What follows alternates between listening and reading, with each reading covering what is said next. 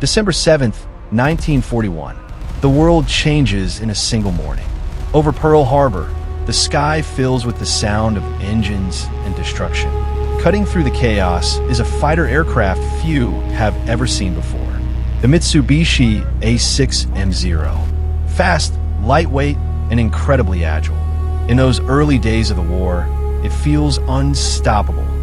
As the war spreads across the Pacific, the Zero begins to dominate the skies. From the Philippines to the Coral Sea, American pilots find themselves facing an enemy they don't fully understand. They try to fight the way they were trained. They turn, they chase, they engage in dogfights. But the Zero is always one step ahead. It turns tighter, moves faster, and strikes with deadly precision. Again and again, American aircraft fall from the sky. Then comes the Battle of Midway in 1942. A major turning point in the war. American forces managed to destroy several Japanese aircraft carriers. But even here, in the skies above the battle, the Zero remains a dangerous opponent. It's clear that defeating Japan will take more than courage. It will take adaptation. Slowly, a realization begins to take shape. The Zero is not invincible. It's fragile. To achieve its incredible speed and maneuverability, it sacrificed armor and protection. That means when it's hit, it burns. The challenge is surviving long enough to land that hit. Then comes a critical breakthrough. An almost intact Zero is recovered and studied. For the first time, American engineers and pilots truly understand how it works. And more importantly, how to defeat it. Everything begins to change. American pilots abandon traditional dogfighting. Instead, they develop new tactics. They climb higher, wait patiently, then dive at high speed, strike quickly, and escape before the Zero can respond.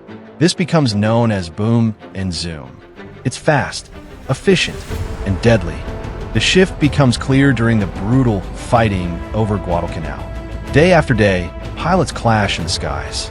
But now, American pilots are improving. They're learning, adapting, surviving. Meanwhile, Japan is losing experienced pilots it cannot replace. The balance of power begins to shift.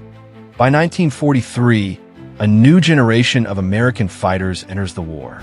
The Grumman F-6F Hellcat, a powerful aircraft designed specifically to counter the Zero. It's faster, heavily armored, and equipped with devastating firepower. For the first time, American pilots have a fighter that can go head-to-head and win. Alongside, it is the Vought F-4U Corsair, one of the fastest aircraft in the Pacific. It doesn't try to outturn the Zero. Instead, it uses speed and power. It dives from above, attacks with force, and disappears before the enemy can react. The Zero can't keep up. Then, in 1944, comes the Battle of the Philippine Sea. What happens next is almost unbelievable.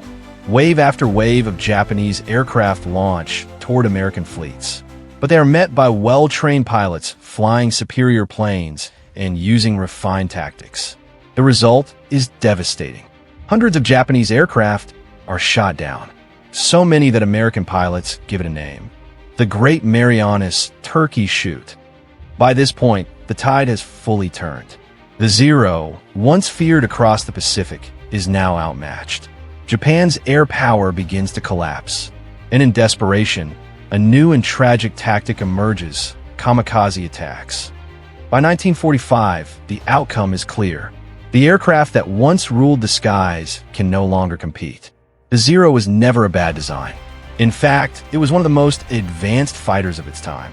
But war evolves, technology improves, and tactics change. In the end, victory in the skies wasn't decided by who had the best plane at the beginning, but by who learned faster, adapted better, and refused to fall behind. If you enjoyed this story, make sure to like, share, and subscribe for more cinematic war histories.